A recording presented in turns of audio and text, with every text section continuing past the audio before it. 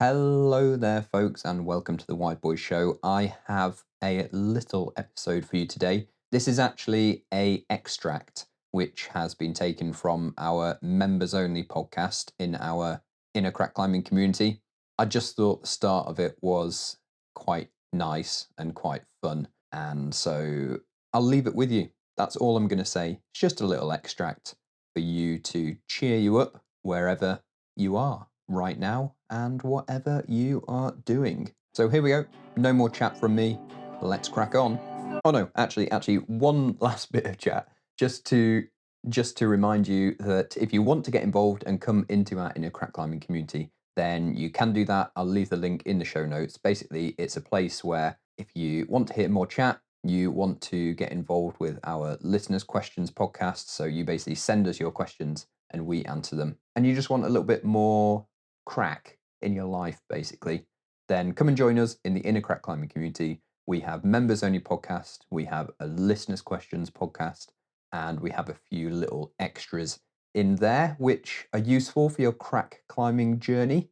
If you're keen and you want to come and have a look, then you can actually just sign up for free for 7 days and you can come in. I mean, you could come in for 7 days, listen to all the content, and then leave again if you want. But we'd love it if you did stay. And yeah, I hope to meet you in there. Righty, let's crack on with this little extract from the members only podcast, which is in the community. Here we go.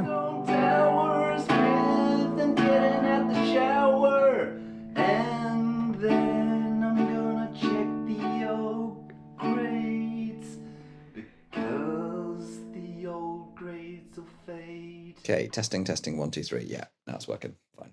Just decided that it didn't want to do anything. Okay, you ready for a clap? I'm ready for a clap. Right, let's put all that behind us. Right, clap. Ready? 1, 2, 3. No. You did that on purpose. Okay, yeah. I'll do it. 1, 2, 3. Was that good? Well, it was shit on my end, but it was good on my end. Was it? Okay, it was good on your end. That's fine. Yeah. I'll just kick it off. Shall I just kick it off? Yeah, kick it off. Right, let me just check I'm recording. I'm recording. Folks, we have had a nightmare this morning. Anyway, right, folks, we are here. It is the Wide Boyz Show. Thanks for coming with us. And today, actually, Tom, I'm going to first catch up with you about font because I haven't spoken to you since then and you went crack climbing in font. Not the typical destination for crack climbing. Hit me up. What did you find? Anything good? Where? Oh my God, you're frozen. The internet just went so shit I couldn't hear any of that. Oh my God. We've had an absolute audio nightmare this morning. It's just carnage. Tom's having a mental breakdown. Don't edit it out and then everyone can hear the technical issues that occur behind the scenes. We're basically an hour and a half behind time because well, the microphone didn't work, then the laptop didn't work, and now the video meeting call isn't working. But can you hear me, Tom? Yeah, I can, yeah. And I can hear you, but you didn't hear anything what I just said? No. Okay, so what I want to know, actually what the folks want to know out here is what's been going on. You went crack climbing in font. Oh, yeah. And it is not the crack climbing destination that you would typically think about going to. I mean, I did a bit of crack climbing in font when I was there. Have you got any insights, any knowledge for the folks out there? Because I bet there's some people listening who are close to font or want to go to font or will visit font at some point and love crack climbing. Yeah, so I would say if you are into crack climbing and you want to refine your skills in or find projects in literally any size, any angle, anything, you can definitely find it there. You're not going to be able to go to one crack climbing destination within font or anything like that. You will have to sort of travel around and accept that each area you go to, you might find between 2 to 10 problems that are pretty good in a crack style. Some areas seem to have more of them, others seem to have less, but pretty much every area you will find something. It's just that some of the problems might be more in the moderate quality standard in terms of how far the thing goes off the line, or if maybe it's not the most beautiful thing ever, or it's sort of stuck between some boulders. But certainly if you're into cracks and you're going to font, then 100% go for it. If you're thinking about going to font, especially for a crack trip, I would say any climber at any grade could have at least 2 weeks of complete entertainment with zero having to go back to the same area again and do more stuff. There's an absolute shed load of it. And it's quite good. That's pretty good. Yeah. I feel like you did more crack climbing or found more cracks than I found when I was there. To be fair, when I was crack climbing font, then I only did it for maybe like 1 or 2 days.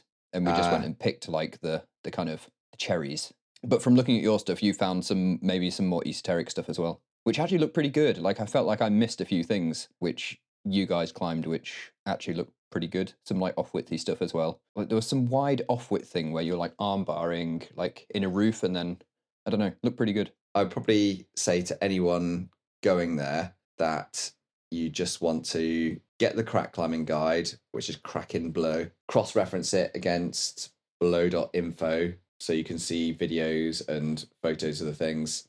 To be fair, there's loads of first ascents to be had as well, and sit starts and low starts on things. Like there was an off-width chimney thing that was like a font 6A that was really straightforward as a stand start. But then I tried it as a kind of sit down and slightly tunnel back underneath a big overhang. And it was freaking desperate, really hard. But I couldn't get it done in a session. I was just too tired. And I just found that randomly. So there's loads of potential. And I always feel like climbers who are generally into crack climbing anyway, they like a bit of esoterica. So we're definitely going to find some people tunneling in the back. So that's always good. Yeah. People who like crack climbing like tunneling down holes. And like finding low ball starts and stuff like that. So I always think anyway, at least. No, I've definitely done a few low ball starts in my time, that's for sure. Oh man, the best one is the one at Cowperstone. That's still one of my absolute favourites.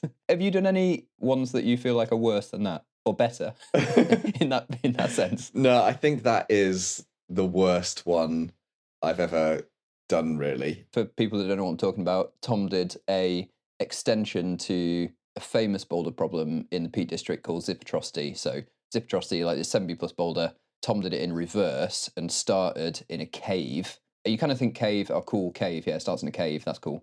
But I literally had to like lie on my back and crawl or like squirm feet first into the cave. And you're basically, the hard part about the climbing is trying to stay off the ground with your arse and your hands and everything. You're basically just like, it's pretty good in a unique way, but yeah, it's tough. Yeah, chimneying. Oh, I've just thought of a really lowball esoteric thing, which even we were like slightly appalled by in how incredibly lowball it was. And it was the start of, was it called Monsters Inc. in Vidvu? Oh, that, yeah. Like it went down a tunnel. I remember we went and did it, and then we were like, no, surely it can't start down there. And it was just completely like caving, basically. There's a fine line between avoiding climbing on the other side of the chimney. Yeah, exactly, yeah. No, there was quite a bit of that in font. There are a lot of low balls, I'd say, and you have to kind of keep your back off stuff. But it's fun. It's really good rock. It's a really nice place to be. And I feel in a way you can't be too fussy because you're in a really cool place and you're still getting to do crack boulders in a place which isn't a crack bouldering destination. But as it turns out, if you just look a bit more carefully, it is. Oh, I mean, that's why Font is the best bouldering location in the world, because it has everything. Yeah. I remember going there, whatever it was, a year ago, and I hadn't been since I was a kid, and I was like, I get it now. I get why people say that this is the best bouldering place ever. Because as a kid, I hadn't really, you just go there and you climb and you don't really pay much attention to it. But now, having experienced loads of different places around the world, I'm like, yeah, okay, Font. Yeah, I get it now. Yeah. This is flipping good. Right, okay. Font, good stuff. Today, we are going to be speaking about, Tom had a topic that he wanted to bring up, so we're going to be speaking about that, but I've got a good segue into it because I put a poll out on YouTube about what people wanted to listen to on the podcast. They were keen on hearing about stories, things that happened on old Wide Boyz trips, previous Wide Boyz trips, because, I mean, we've been doing trips together for like 15 years or longer. because I put that poll out on YouTube, I decided that I would then put the podcast in the private podcast. What? So only you guys listening can get to hear it. That's fantastic, isn't it? No, but then these guys get the real, they get the meat. I mean, hopefully there'll be some meat in there. Yeah, hopefully there'll be some meat. So before we kick it off, I've got a listener's question. Usually we do listeners' questions in a separate podcast, but I'm just going to bring in one listener's question to this to kick us off because it really sets us up well. Oh, does it? Yeah, it sets us up great. When you're on a big trip, like the desert or the creek, what are you guys actually eating to recover? Is it all just pasta and beans, or do you have a Wide Boyz secret for staying high energy? So I thought that would kick us off nicely. Oh, God, that's just the perfect opener. It's the perfect opener to what Tom has been wanting to discuss for weeks. One of the most important, greatest topics of all time. The greatest food, the king and queen of any physical sustenance, which is to pass through my mouth and make me feel great. So what you're about to say is this is what you're recommending. I mean, I feel like, are we recommending it? I don't know whether we're recommending it. I think we just need to... Well, this person is asking, hang on, what was their specific question? Yeah, what do you guys actually eat to recover? Oh, so they're not actually asking for recommendations. What do you eat to recover? So it is perfect. Absolutely perfect. We can be quite clear and succinct in an initial statement on this. And I think we really need to get into the analysis. We're deep. We need to go deep. We need to go deep into this topic. So first one is, me and Pete have been going on climbing trips for a very long time now. Is it 20 years? 2006, isn't it? I guess when I was 18 and I'm 35, whatever that is. Let's say 17 years. 17. We have discovered, or rather we defaulted to, one single dish only. Yes, everyone might be surprised to know that me and Pete only actually really eat one single item on our trips over the years. There are some other things that do creep in there occasionally, but it's mainly through peer pressure of other people being on climbing trips with us. So we feel bad. Actually. So we feel bad about having the same dish over and over again. But we just eat. Okay, folks, if you do want to hear more and you want to hear the full chat, then join us in our members-only community. I will leave the link in the show notes. Like I said before, you can actually join for free for 7 days. Just see what's in there, have a look, ask us some questions if you want. And then if you're not keen, you can just leave again. But we would love it if you stay. Come and check it out. Come and have a look. And we look forward to meeting you inside. Okie dokie, that's it for now. Happy jamming, folks, and keep spreading that crack climbing joy wherever you are. The old grades will fade. This is the way I'm climbing in the Czech Republic.